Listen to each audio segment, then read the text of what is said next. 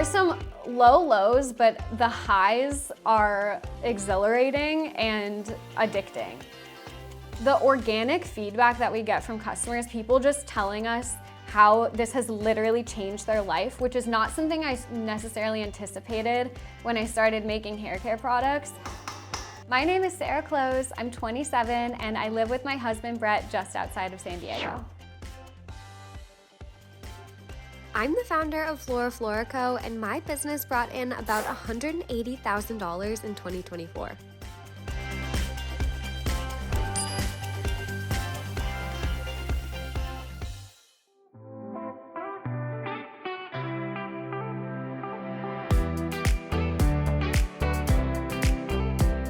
We're using these really luxurious ingredients that create this nice lather and essentially mimic the experience of a liquid shampoo and conditioner, but without the cost to the environment.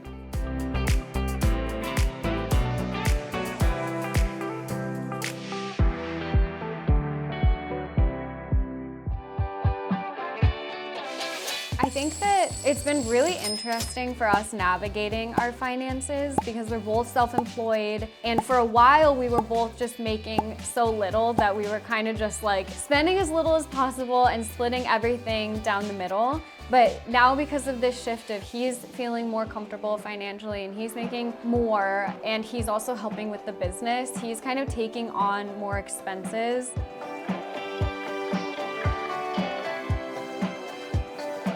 We split our rent 50-50, and like I pay for our Wi-Fi, he pays for our utilities.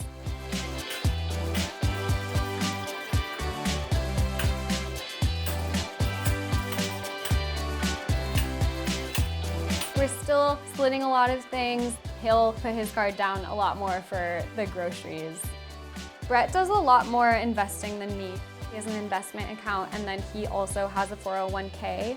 And I have an IRA that I have made a few contributions to, but for the most part, I'm using my business as my investment.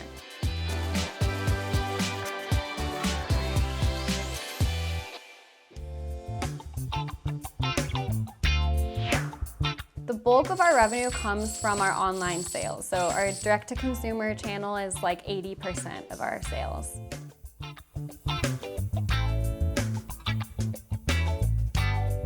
I was looking at reducing my plastic use, and that was kind of what first sparked that idea. And from there, I kind of took the base formulations, bought ingredients online, tested them on my kitchen stove. Once I got something I was happy with, I forced all of my friends to try it. And once I started getting really enthusiastic responses from them, I felt like I had something that was ready to be put out into the world.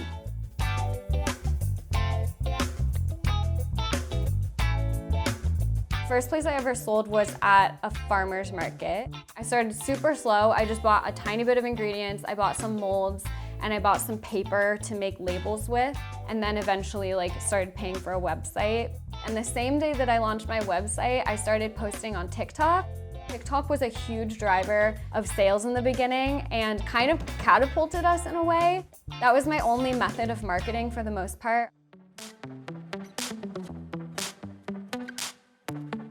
I was paying myself the complete bare minimum. I was pretty stressed, I would say, about finances at that point. He was an associate therapist, and he was getting paid around $30,000 a year from his associateship, and then he was also working at a local coffee shop a few times a week and making bare minimum from that as well.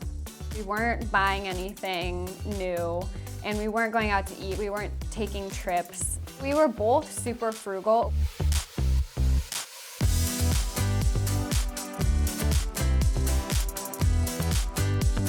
We're understanding that just the more that we can put into the business and invest back in, the better that means for the business long term. And so he started covering a lot more of our expenses this year.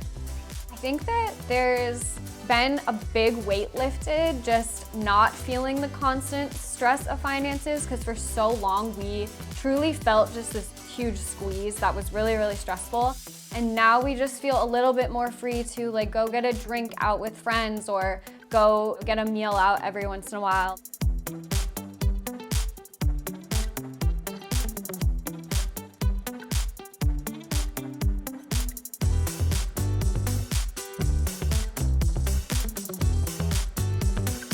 sell our products in Whole Foods, online, and a lot of other independent retailers around the nation and internationally also. So far in the life of the business, we have basically not put a cent behind marketing.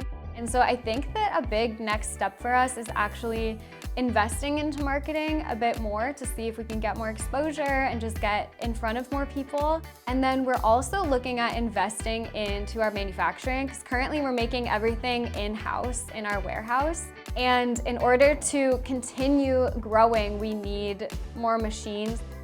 We're trying to explore what exactly the financial part needs to look like in order for us to really get to where we want to be. I think that we'll probably start just investing from the money that we already have, like our savings and investments. My vision for Flora Flora is to be a mainstream personal care company. I was just so compelled to create this thing and put it out into the world that it wasn't even necessarily a choice I felt like I was making. It just felt like something that I just had to see what would happen if I did.